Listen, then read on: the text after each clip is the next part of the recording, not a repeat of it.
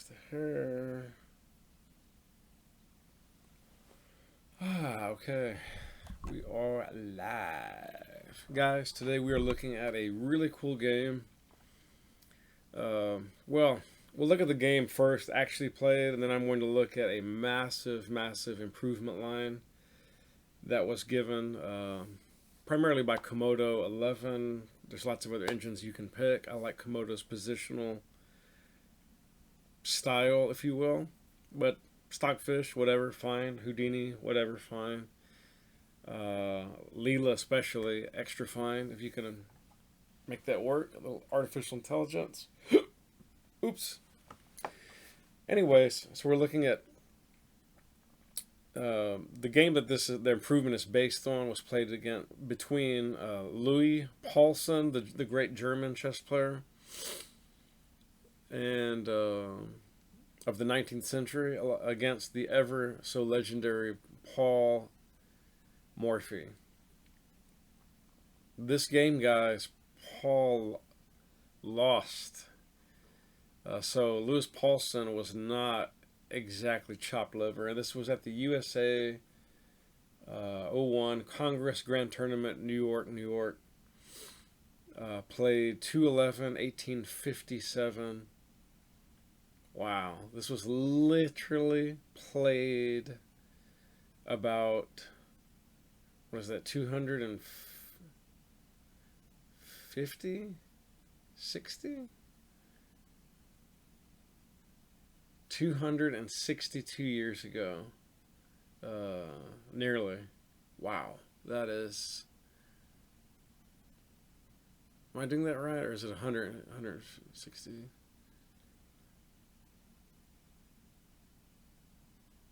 Let's see, 1857. No, I'm sorry. What am I saying? Excuse me, 162. Not 262. It's late at night. Anyways, 162 years. Still a very, very long time ago. So let's get into it. This was the Ruy Lopez. Let me make some room here.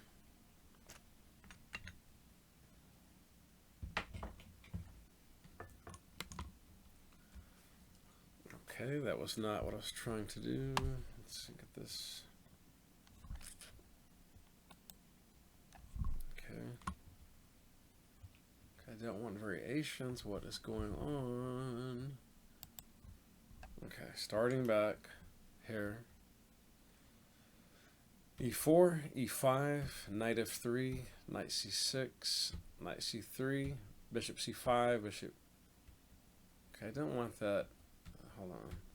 Let me move that variation window out of the box. Apologies for that. Ugh, it's very annoying.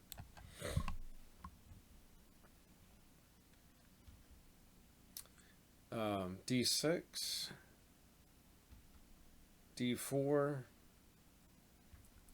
he takes D4, knight takes D4, bishop D7, and I'm not going to go over too many different variations and possibilities, guys. We'd be here a week if I did that, and I don't have the time or the patience, and I'm not getting paid for this currently. So knight takes C6, obviously tempo on the queen, and pawn takes back, bishop backs up to A4.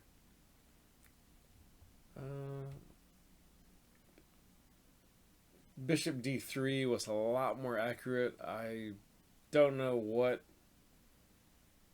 Paulsen was going for with this backup move. It's not like the pawn is going anywhere anyways anytime soon, so that's pretty strange inaccuracy. Bishop D3 just feels so much more natural.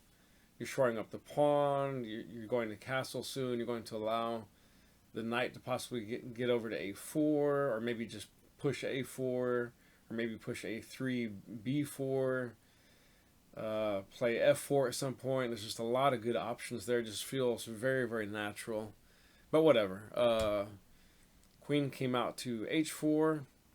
Romantic chess. Looking for a cheapo mate, obviously, on F2. Not going to happen.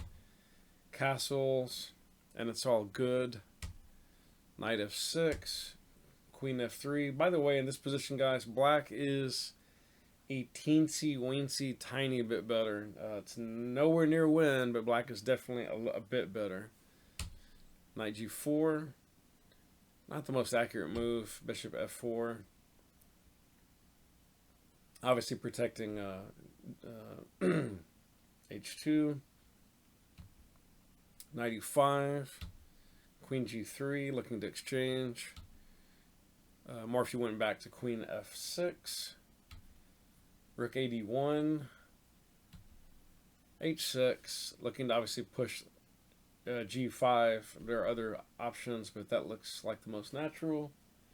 Kicking the bishop, causing it to exchange itself on e5, most likely, or you could go back to e3 and look to get that kind of exchange, but you just need to start being a little bit careful if you're going to do that, because if that knight, the longer that black knight lives on e5, there's some outside chances black could get crafty at some point. King h1. I guess getting out of weird ideas of just knight f3 anyway, and at some point, who knows? There comes that g5. Bishop takes the knight. Probably a good exchange. D takes. e5, b4. And I will just say, guys, that rook takes d7 was way, way, way more accurate than what Paulsen played there. And if you're wondering what would happen after king takes, because king will definitely take, you would have, for example, queen d3 check, king e7, queen c4, hitting the bishop, queen d6, rook d1, yeah, and bishop d4,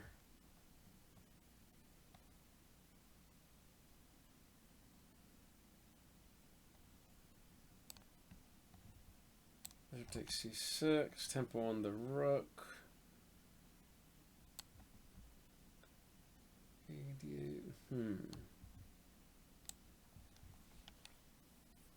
I'm not going to go too much further into this. This is absolutely still playable for black. I will say that white is a good bit better, but there is not a win in sight. I will definitely say that. There's not a win. This is not a slam dunk at all, but very, very accurate play, obviously, by black. But let's back up to, yeah. Anyways, b4, interesting idea, obviously trying to get the bishop to take. Backed up to d6. Rook goes to d3. There's ideas of either swinging the rook over to f3. But probably just doubling is my guess. h5. Yeah, and in fact, Paulsen goes for doubled rooks on the d file. This is not that accurate, guys. I will say that here b5 was way, way more accurate. Queen e3 would have been a much stronger move. I'm sure there are other ideas in the position, but at any rate, okay, this is played a long, long time ago. a6, knight e2, rook d8, a3, pawn to g4, pawn c4, queen h6, c5, h4, and finally queen e3, followed by escaping the bishop to e7. Obviously, with ideas of coming to g5, you don't have to be Einstein to see that. f4 takes, queen takes, finally exchanges. Not necessarily the most favorable exchange. That was a little bit of an oddball scenario. I mean, I understand why, but okay, rook h6, looking to obviously, I don't know, maybe get on the f file or the not the e file in this position. Maybe tickle the knight first, perhaps.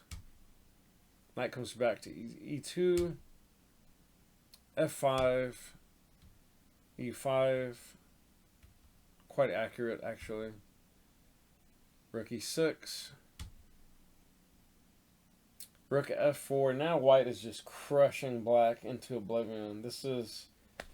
If Morphy had had a little more foresight, I think he would have just thrown in the towel right here. But again, he's known for his fighting chess. Rook takes E5. Rook takes D7. Rook takes. And bishop takes with a delicious juicy pin. Bishop D5. Pawn gobbles. Pawn takes. King over. This is just garbage bucket minutes, like they say in basketball. This is just lights out. It's over. There's nothing much more to see. Exchange up. King is getting involved. Tempo in the rook. Not the greatest technique here, honestly, but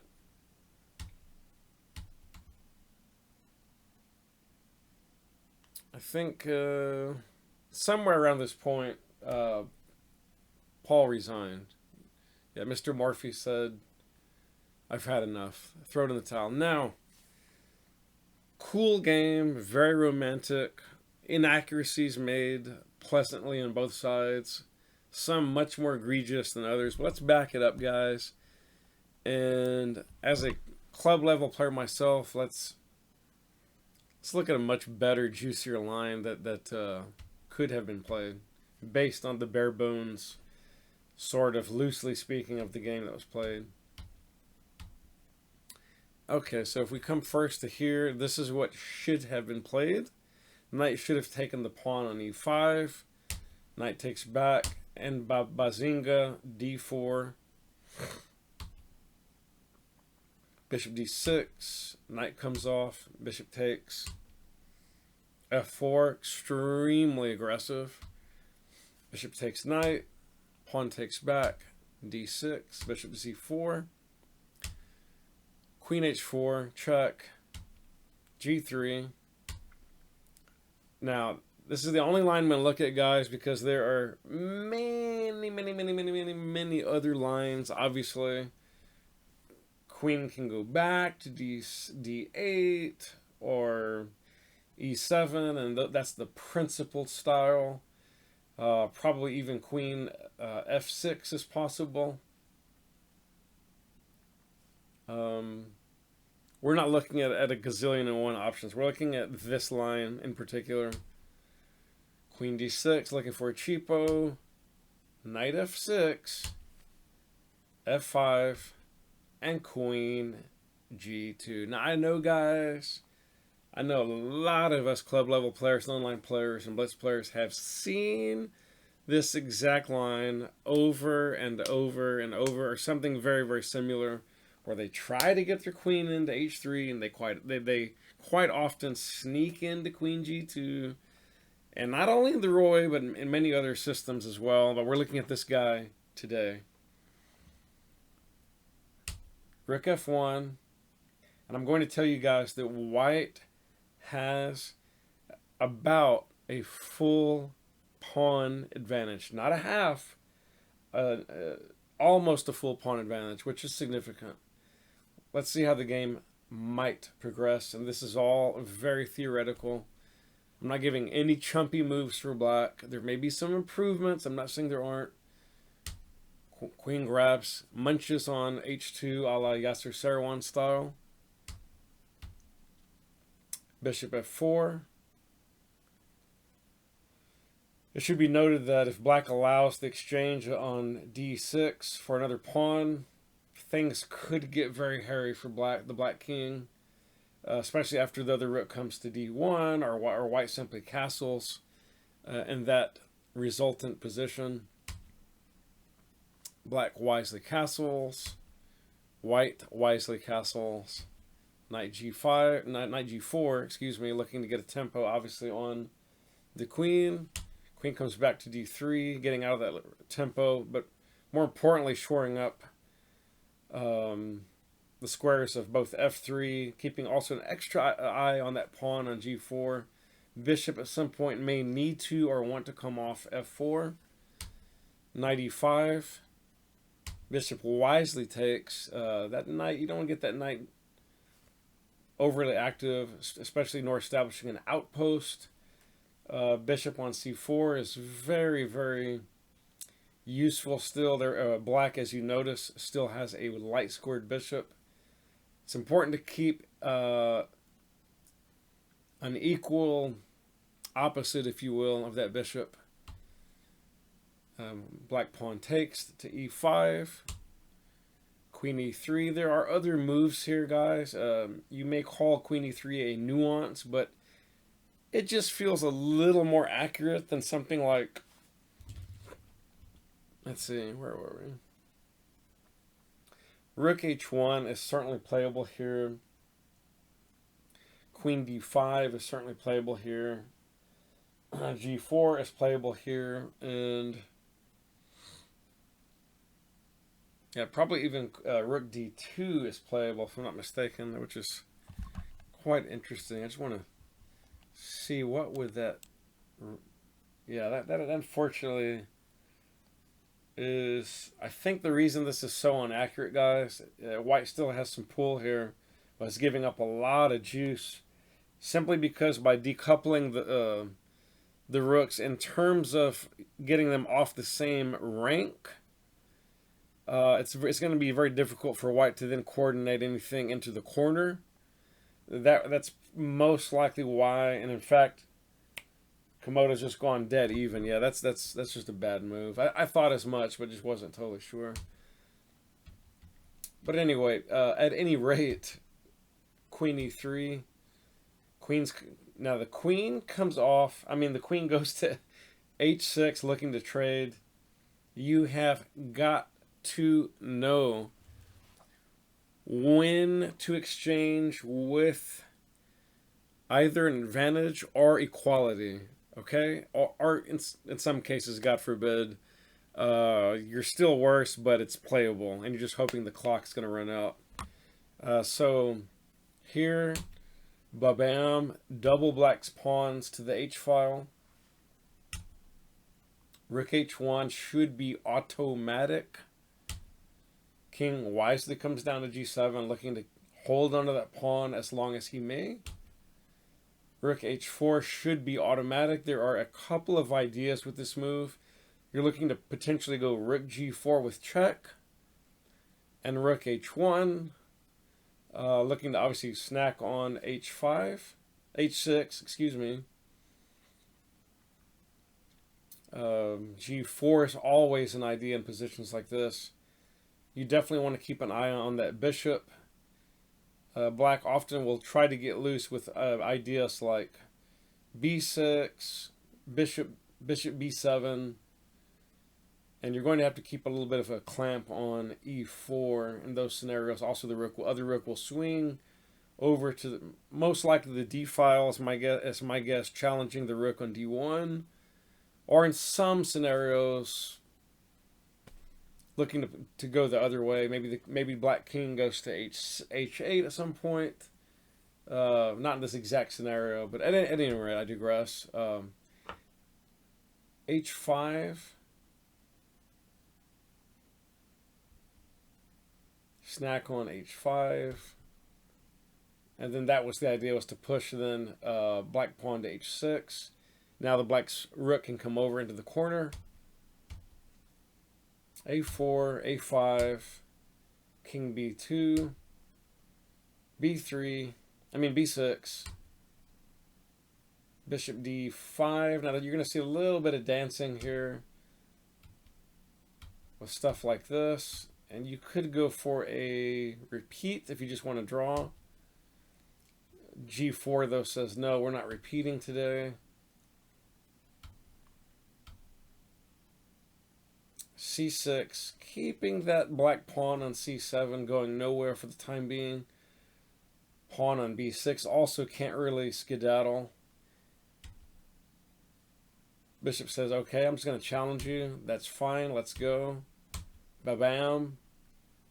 ba-bam, and finally, ba-bam. And I'm going to tell you right now, guys, this is where, after rook munches on h6, this is where you get your toast buttered. This is how you close an opponent out at the 2,800 club level.